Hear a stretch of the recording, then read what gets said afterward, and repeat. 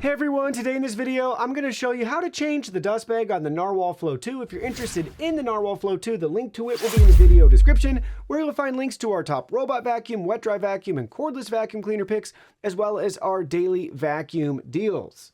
So let's get to the station here.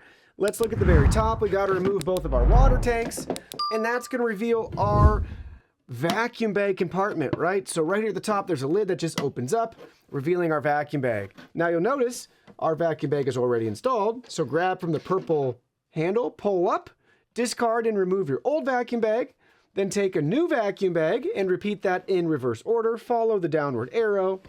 You can write the date on this too if you want to keep track better. And then just gently press it back in and then push the purple cover down. The lid shuts flat.